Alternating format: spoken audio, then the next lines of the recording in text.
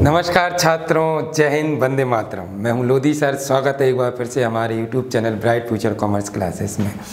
छात्रों, अभी हमने पिछली वीडियो में हिंदी मीडियम से चैप्टर नंबर 1 व्यवसाय अध्ययन में प्रबंध के प्रमुख कार्यों पर चर्चा की थी। प्रबंध के कार्यों को कितने भागों में बांटा गया था बेटा? 2 भागों में बांटा गया था। एक प्राथमिक कार्यों में बांटा गया था और दूसरा सहायक कार्यों में। प्राथमिक कार्य हमने पढ़े थे, प्रबंध के कितने कार्य थे? 5 थे। कौन कौन से थे बेटा? नियोजन थे, संगठन था, यस, निर्देशन, नियुक्तिकरण, पहले नियुक्तिकरण आएगा, निर्देशन, ओके, और नियंत्रण। कितने कार्य थे? 5 कार्य। नियोजन, संगठन, नियुक्तिकरण, निर्देशन एंड नियंत्रण। नियोजन प्रबंध का पहला प्राथमिक कार्य है, नियंत्रण प्रबंध का अंतिम प्राथमिक कार्य है। अब हम चर्चा करेंगे आगे आज की वीडियो में प्रबंध के सहायक कार्य और कुछ और क्वेश्चन। तो प्रबंध के सहायक कार्य वो होते हैं जो प्राथमिक कार्यों को करने में सहायता देते हैं, जिनसे हम प्राथमिक कार्य आसानी से कर सकते हैं। तो पहला पॉइंट होता है बेटा नव परिवर्तन। नव परिवर्तन से आशय नए विचारों का सृजन करना, नए आइडियाज़ को जनरेट करना, ग्राहकों की रुचि के अनुसार वस्तुओं का निर्माण करना बेटा क्या कहलाता है? नव परिवर्तन कहलाता है। तो यहाँ लिखा है नव परिवर्तन से आशय नए विचारों का सृजन करना तथा ग्राहकों की रुचि एवं आवश्यकता के अनुसार उत्पाद का निर्माण करना नव परिवर्तन कहलाता है। और यह प्रबंध का कौन सा कार्य है बेटा? सहायक कार्य है। नव का मतलब ही बेटा होता है नया, नए नए विचारों को लाना मस्तिष्क में, क्या है? नव परिवर्तन है। अब ये भी नव परिवर्तन का ही एक रूप है कि पहले हम व्हाइट बोर्ड पर पढ़ाते थे, अब डिजिटल पैनल पर पढ़ाते हैं, तो ये भी बेटा क्या है? नव परिवर्तन है। अब हम बात करते हैं सेकंड सहायक कार्य की, संप्रेषण। 2 या 2 से अधिक व्यक्तियों के मध्य सूचनाओं का आदान प्रदान करना संप्रेषण कहलाता है। हम आपसे बात कर रहे हैं, आप हमसे बात कर रहे हैं, ये बेटा क्या है? संप्रेषण है। अगला हमारा आता है निर्णयन। महत्वपूर्ण सूचनाओं के आधार पर महत्वपूर्ण निर्णय लेना निर्णयन कहलाता है और निर्णयन पर प्रबंध का एक सहायक कार्य है। शोध कार्य विक्रय के, उत्पादन के नए नए तरीके ढूंढना, उनकी खोज करना क्या कहलाता है बेटा?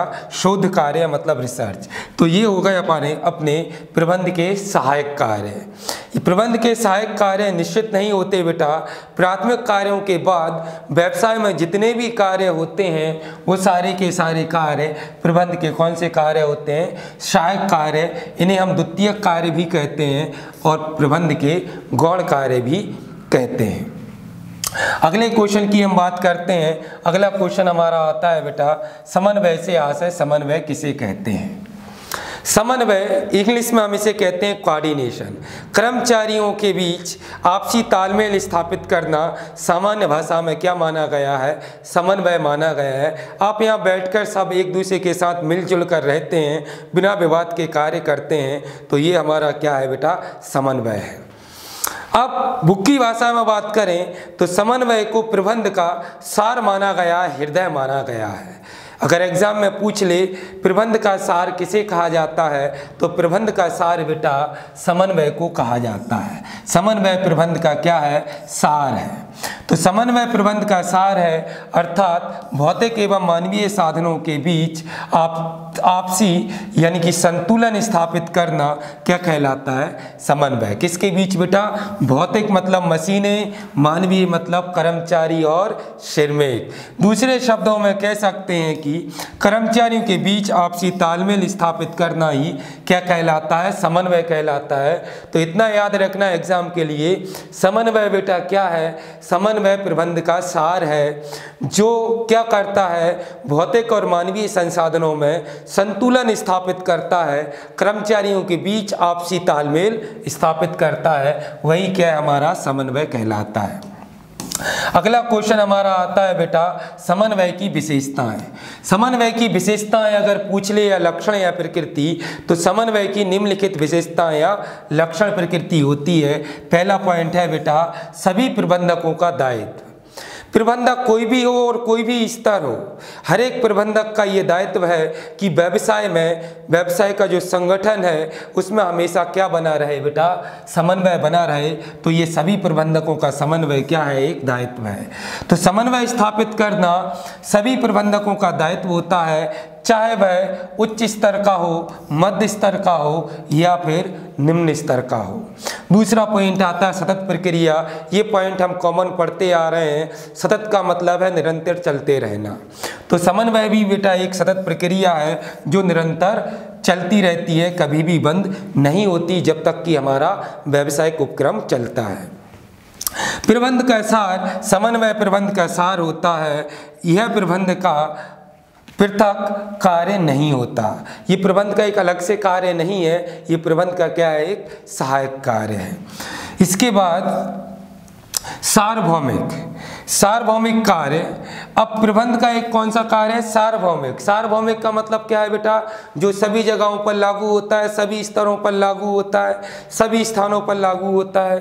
तो समन्वय सार्वभौमिक कार्य होता है जो सभी जगहों पर लागू होता है, चाहे वह स्कूल हो, कॉलेज हो, व्यापार हो या कोई अन्य क्षेत्र हो या उच्च स्तर हो, मध्य स्तर हो, निम्न स्तर हो, सभी जगह पर समन्वय लागू होता है। इसलिए समन्वय बेटा क्या है, एक प्रबंध का सार्वभौमिक कार्य है। तो ये समन्वय की लक्षण विशेषताएं हो गई। अगले क्वेश्चन की अपन बात करते हैं। तो अगला क्वेश्चन अपना आता है समन्वय तथा सहयोग में अंतर। बेटा समन्वय प्रबंधक अपने अधिकारों का प्रयोग करके कर्मचारियों के बीच स्थापित करता है। सहयोग की भावना अंदर से आती है। इसमें किसी के पास आधिकारिक तौर पर कोई शक्ति नहीं होती, बस अंदर से कर्मचारी अपनी मर्जी से एक दूसरे की सहायता करते हैं। तो वो क्या कहलाता है, सहयोग कहलाता है। तो अर्थ लिखा है लक्ष्य, अर्थ में लिखा हुआ है बेटा हमारा लक्ष्य प्राप्त करने के लिए, क्या करने के लिए, लक्ष्य प्राप्त करने के लिए सामूहिक प्रयास करना। लक्ष्य प्राप्त करने के लिए सामूहिक प्रयास करना क्या कहलाता है बेटा, समन्वय कहलाता है। एक दूसरे की सहायता करने के लिए स्वयं की क्या है, इच्छा। एक दूसरे की सहायता करना अपनी इच्छा से सहयोग कहलाता है। और लक्ष्य प्राप्ति करने के लिए सामूहिक जो प्रयास है बेटा वो क्या कहलाता है, समन्वय कहलाता है। प्रकृति यह प्रबंधक के जानबूझकर किए गए प्रयासों के कारण उत्पन्न होता है। मतलब प्रबंधक खुद जानबूझकर प्रयास करता है कि कर्मचारियों में क्या हो जाए, समन्वय स्थापित हो जाए। यह समूह की इच्छा एवं संबंधों से उत्पन्न होता है। ये तो व्यक्ति के आपसी संबंधों से उत्पन्न हो जाता है, इसमें प्रबंधक का कोई रोल नहीं होता। समन्वय में कर्मचारियों के मध्य औपचारिक एवं अनौपचारिक संबंध हो सकते हैं बेटा, लेकिन संबंध होते कौन से हैं, औपचारिक संबंध होते हैं, याद रखना। अब सहयोग में केवल कर्मचारियों के बीच कौन से संबंध होते हैं, अनौपचारिक संबंध होते हैं। इसके बाद उद्देश्य, समन्वय का उद्देश्य व्यवसाय के लक्ष्य को प्राप्त करना होता है और इसका उद्देश्य एक दूसरे की सहायता करना होता है। तो ये बेटा अपना अंतर हो गया, समन्वय और सहयोग में अंतर।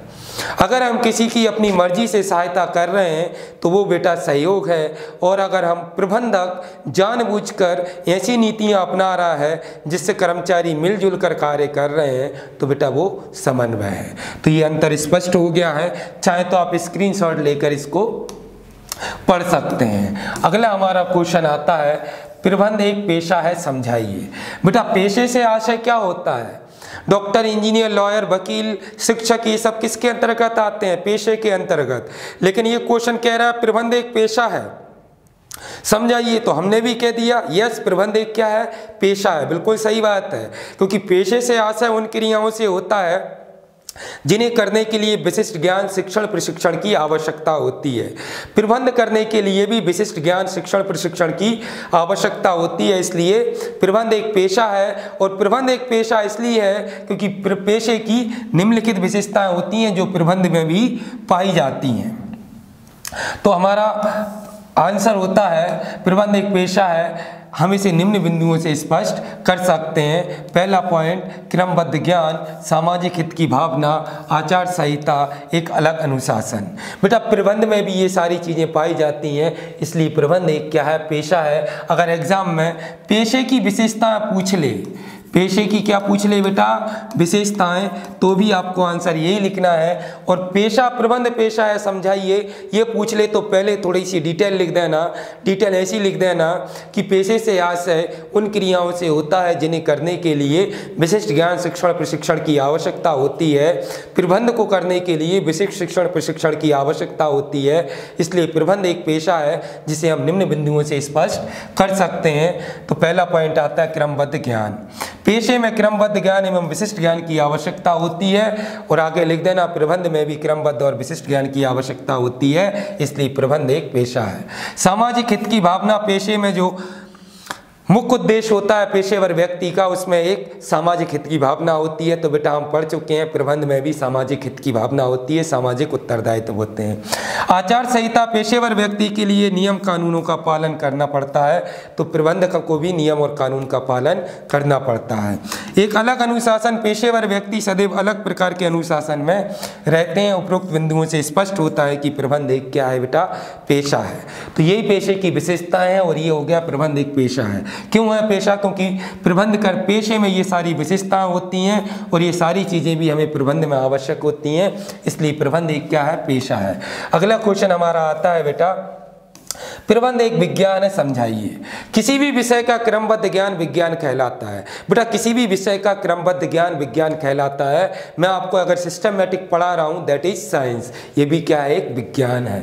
तो प्रबंध को विज्ञान कहने से पहले विज्ञान का अर्थ समझ लेना आवश्यक होता है। विज्ञान से आशय उस क्रमबद्ध ज्ञान से होता है जो विभिन्न प्रकार के शोध कार्यों से प्राप्त किया जाता है, मतलब प्रैक्टिकल बार बार ट्राई कर करके जो ज्ञान अर्जित किया जाता है क्रमबद्ध, वही क्या कहलाता है बेटा, विज्ञान। प्रबंध एक विज्ञान है, इसको हम निम्नलिखित बिंदुओं से समझा सकते हैं। पहला, क्रमबद्ध ज्ञान सार्वभौमिक स्वीकृति, शोध पर आधारित, व्यापक क्षेत्र और विशिष्टता आदि। इसलिए प्रबंध बेटा क्या है, एक विज्ञान है, क्योंकि प्रबंध में भी ये सारी चीजें पाई जाती हैं। तो ये हो गया हमारा प्रबंध एक विज्ञान। अब हम पढ़ेंगे प्रबंध की प्रकृति यानी कि कला है प्रबंध, इसको भी समझाइए। तो इसको भी बिल्कुल सेम आपको बताना है। प्रबंध एक कला है।